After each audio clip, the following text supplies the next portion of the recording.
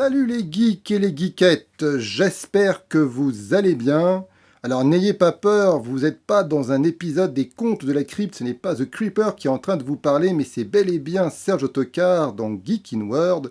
J'ai décidé de m'habiller comme ça car je vais vous parler de deux films particulièrement sombres, c'est-à-dire de A Cure for Life du réalisateur Gore Verbinski et Split de M. Night Shyamalan.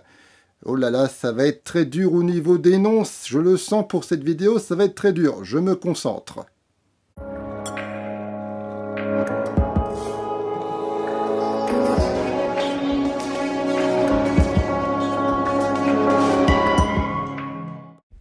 Avant de parler des deux films, je souhaiterais qu'on s'arrête un peu sur la carrière des deux cinéastes, c'est-à-dire Verbinski et Shyamalan, car je trouve qu'il y a pas mal de similitudes. D'abord, Verbinski a commencé avec... il a fait d'autres films auparavant, comme La Souris, mais on va dire qu'il s'est fait juste surtout connaître avec le remake de Ring, le fameux Ring, le terrifiant film japonais. Alors, le remake s'appelle Le Cercle. Beaucoup considèrent ce remake supérieur au niveau du scénario, ce qui est peut-être vrai, mais au niveau de l'épouvante, je trouve Ring, la version japonaise, beaucoup plus efficace. Mais la carrière a réellement explosé par la suite avec la réalisation des 3 volets des Pirates des Caraïbes. Donc 3 films inutiles d'en parler ici, vous les avez tous vus et re-revus avec Johnny Depp, ça a été des succès phénoménaux. Et ensuite, il a eu la très mauvaise idée, en tout cas pour son plan de carrière, de réaliser Lone Ranger. Et il s'est totalement vautré commercialement, c'est-à-dire que les critiques se sont totalement, comme des vautours, jetés dessus, ils l'ont massacré. Et le public n'a pas suivi, et c'est bien dommage, j'ai trouvé le film plutôt sympathique. Et lorsqu'on fait un bid, et surtout lorsque le film a coûté plus de 200 millions de dollars, il est très très très difficile de trouver un autre projet par la suite. Et donc on a dû attendre plusieurs années avant que Verbinski trouve un projet à sa hauteur avec A Cure for Life, et c'est un retour aux sources, c'est un retour aux films fantastiques à cotation plutôt d'épouvante comme Le Cercle, et c'est un retour que je trouve plutôt gagnant, vous allez voir après. Avec M. Night Shyamalan, c'est un peu pareil. Disons que lui également, il a explosé en réalisant des petits films qui ont vraiment cartonné, que ce soit au niveau commercial et critique, comme Sixième Sens, évidemment, Incassable, Signe, et Le Village également, même si pour beaucoup de cinéphiles, Le Village est un peu le début du déclin au niveau de sa filmographie. Mais bon, Le Village est plutôt bien aimé, mais par la suite, c'est vrai, avec Phénomène et surtout avec des blockbusters comme After Earth ou Le Maître d'Air, le public et les critiques n'ont absolument pas suivi. Ils ont absolument lynché Shyamalan, ils l'ont massacré, écartelé, ils ont voulu vraiment sa mort, et il faut dire ce qu'il est, on pensait Shyamalan foutu. Mais, miracle, il a sorti déjà il y a 2 ans avec The Visit et surtout avec son dernier film Split, donc on va dire un peu un retour aux sources, aux petits films fantastiques de ses débuts, mais qui ont eu des très gros succès. On va dire que là c'est un peu le retour gagnant, un peu comme avec Verbinski. C'est pour ça que je trouve qu'au niveau du plan carrière et des enchaînements au niveau critique public, c'est un peu pareil pour moi. Que raconte A Cure for Life et Split? Alors vous allez voir que le déroulement, surtout le début de ces 2 films, le déroulement est plutôt classique, mais par la suite, ça devient particulièrement original. Alors pour A Cure for Life, ça raconte les mésaventures, c'est le moins que l'on puisse dire, d'un jeune businessman qui a pour mission de retrouver un collègue qui a eu la très très mauvaise idée de faire une cure, de passer une cure dans une clinique, et on va apprendre, ne vous inquiétez pas, c'est au bout de 40 minutes, on le sait, eh bien c'est très très difficile d'en sortir de cette clinique. Alors vous allez me dire pourquoi? Ah ah, c'est là le suspense, c'est là tout l'intérêt du film. Pour Split, ça raconte la descente aux enfers de trois jeunes adolescentes enlevées, kidnappées par un dingue, un schizophrène qui a des problèmes de dissociation de l'identité, c'est-à-dire que cohabitent en lui en permanence 23 identités différentes, comme une femme, un enfant de 6-9 ans, un vieillard, enfin voilà, il y a plusieurs identités qui cohabitent en lui, et la question c'est comment ces trois filles vont-elles s'en sortir face à un dingue pareil? Ah là là, je mérite vraiment un pouce bleu pour m'être déguisé car j'ai vraiment très très chaud et je le regrette déjà. Mais je ne recule devant rien pour cette vidéo, je vais continuer. Alors pour ces deux films, il est, comme je vous l'ai dit, difficile de ne pas spoiler si on veut rentrer en détail, on veut parler des thématiques, mais je vais quand même essayer sans trop en dire. De toute façon, si vous avez vu les bandes annonces de ces deux films, vous en savez déjà énormément, voire beaucoup trop à mon humble avis. Alors pour A Cure for Life, c'est un film extrêmement riche. D'abord visuellement, en termes de mise en scène, il est bien sûr très efficace. Mais là, on s'y attend pas, c'est que visuellement, il est vraiment très très beau. Il reprend le code du cinéma fantastique contemporain, mais également gothique. On retrouve, en tout cas je trouve, des images, des plans, des films de la Hammer, notamment la vision du château, ou de cette jeune femme qu'on voit dans le film en blanc qui chante. Ça me rappelle les images des Innocents de Jack Clayton, ou tout simplement d'autres films également du cinéma italien, le cinéma fantastique italien comme Mario Bava ou Dario Argento. C'est vraiment extrêmement foisonnant en termes de mise en scène, d'images, de décors. C'est assez riche, c'est vraiment très très riche, Cure for Life. Il faut dire que le film dure 2h27, mais je vous rassure, non seulement on ne s'y ennuie pas, mais voilà, visuellement, le film est assez incroyable. Il est vraiment superbe. Thématiquement, le film est extrêmement riche aussi. On parle du temps, de la vieillesse, de la mort évidemment, du bien et du mal, de la décrépitude du temps, la recherche de la survie de l'être humain, la recherche de la fontaine de jouvence. Enfin, il y a énormément de choses dans ce film-là et c'est vraiment une œuvre très riche, très dense. On ne s'ennuie pas, pourtant le film est vraiment très lent. En termes de rythme de montage, mais on ne s'ennuie jamais. Il y a beaucoup de rebondissements, il n'y a pas de plan où il ne se passe absolument rien.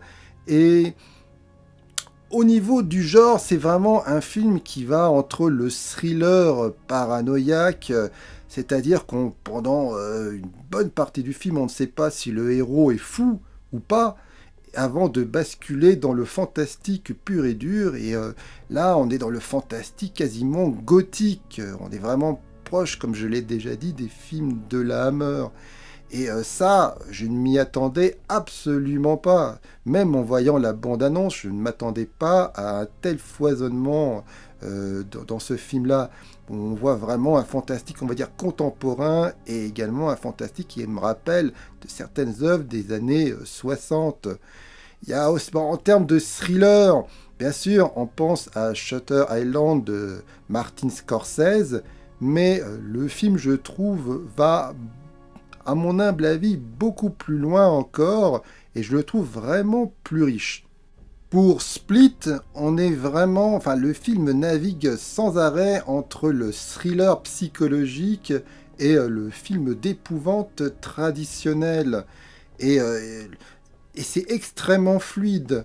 Et ça, vraiment, c'est vraiment un très bon point pour Shyamalan. De toute façon, lorsqu'on connaît un peu sa filmographie, on sait à quel point il manie bien les genres, il aime bien manipuler les thématiques, faire croire que c'est extrêmement classique pour ensuite en tirer une œuvre vraiment originale. Et c'est le cas totalement ici.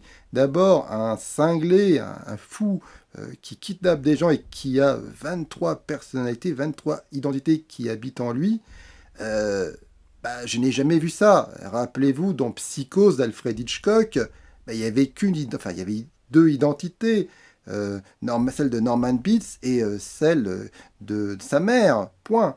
Là, il y en a 23 et c'est vraiment intéressant puisque on va voir à quel point les héroïnes, pour s'en sortir, vont essayer de tenter de manipuler les différentes identités du cinglé pour éventuellement s'évader, s'en sortir de cette situation, de ce cauchemar. Et ça, pour moi, c'est extrêmement original. Et jusqu'à la fin, qui est tout à fait, enfin, qui est pour moi dantesque. C'est une fin qui m'a littéralement tétanisé. C'est c'est d'une puissance que j'ai, pour ma part, jamais vue dans le cinéma de Shyamalan auparavant. Et je pense pour ma part que c'est peut-être non seulement le meilleur film de Shyamalan depuis Incassable, mais je me pose même la question si c'est tout simplement pas son chef-d'œuvre, tout simplement pas son meilleur. Je me demande si c'est tout simplement pas, je vais y parvenir, son meilleur film. Car là aussi, il est extrêmement riche. Alors là, par contre, on retrouve vraiment son style, hein. C'est un film lent, un montage assez sec. Il n'y a aucune fioriture au terme de mise en scène, il n'y a pas de coquetterie visuelle dans ce film-là, hein, comme dans les précédents films, notamment les premiers films de Shyamalan. On va dire que c'est carré, c'est classique, mais il y a un souci au niveau du cadrage, un souci au niveau de la direction d'acteur, un souci au niveau de l'ambiance et des détails et de la psychologie des personnages qui est tout simplement ahurissant. Et ça fait vraiment plaisir de voir Shyamalan tenter et réussir à retrouver ce qui faisait la force du début de sa carrière. Et j'ai trouvé ça tout simplement génial. Alors même, on va dire que même sur le papier, ces deux films sont assez différents, hein. Je trouve qu'ils sont en réalité assez similaires. D'abord au niveau de la thématique, on parle dans ces deux films-là de la folie, tout simplement. C'est la thématique principale de ces deux films-là. Ensuite, en termes de montage, ces deux films sont très lents. Ce ne sont pas des films qui ressemblent, dans la majorité des cas, des productions qu'on voit actuellement dans le domaine du fantastique ou du thriller. Ce sont des films qui prennent leur temps. Ce sont des films qui n'ont pas peur d'avoir un montage lent, d'approfondir non seulement le sujet, mais la psychologie des personnages. Il n'y a pas de jump scare dans ce film-là. Ils préfèrent vraiment plutôt, ils ont plutôt confiance à leur scénario et à la mise en scène, plus qu'à des gimmicks simplistes, faciles comme le jump scare pour sursauter le spectateur. Et croyez-moi, ces deux films-là sont vraiment angoissants, stressants. C'est là qu'on voit que c'est pas la peine d'en faire des tonnes pour effrayer le spectateur. On l'a déjà vu avec des films comme It Follows ou The Witch l'année dernière. Et c'est le cas ici aussi. Ce sont des films, voilà, qui prennent leur temps, qui prennent pas les spectateurs pour des cons. Et voilà, et ça fait plaisir de voir ça aujourd'hui. Pour moi, ce sont des films qui ressemblent un peu à l'œuvre de Roman Polanski, et notamment de ce que certains ont appelé la trilogie des appartements, c'est-à-dire Répulsion, Rosemary's Baby et Le Locataire. Trois films qui parlent effectivement de paranoïa et de folie, et qui prenaient également vraiment leur temps. Il n'y avait pas de jump scare, c'était plutôt axé sur l'ambiance et la psychologie des personnages qui se dégradaient au fur et à mesure que le long métrage avançait. Et c'est ça qui était angoissant. Et c'est ça qu'on voit également dans ce film, dans ces deux films-là. Avec de tels sujets, vous imaginez bien que les acteurs, le choix des acteurs est essentiel dans la réussite des films, de ces films, et notamment dans Split. Et le choix de James McAvoy dans le rôle du cinglé, il est tout simplement extraordinaire dans ce film. Il est tout le temps sur le fil du rasoir. Il peut à chaque instant tomber dans le grotesque et il ne tombe jamais. Il est Il est bouleversant et terrifiant à la fois, il est fascinant. Bref, c'est probablement un des cinglés les plus marquants de l'histoire du cinéma et sa performance dans Split est tout simplement exceptionnelle. Il mérite des prix, ce gars-là. Et on peut aussi souligner la performance de l'actrice. Alors attention, je vais tenter de me souvenir du nom de l'actrice, pourtant je l'adore, puisqu'elle a joué dans The Witch, qui était pour moi quasiment le chef-d'œuvre de l'année dernière. C'était quasiment mon film préféré. Elle s'appelle, voilà, je me souviens maintenant, Anya Taylor-Joy. Waouh, quel nom! Anya Taylor-Joy. Et elle était excellente dans The Witch et elle est également excellente et rayonnante dans ce film-là. Donc voilà, je ne vais pas trop en dire plus sur ces deux films parce que je ne veux pas vous gâcher la surprise. C'est, vous avez compris, pour moi, deux très grandes réussites du fantastique. Ces deux films vraiment intelligents, assez sobres, assez lents. C'est deux films d'auteur et ça, c'est ça qui fait plaisir. C'est des films qui prennent vraiment leur temps de développer leur sujet. Ils n'essayent pas de rentrer dans la case des archétypes des films à succès.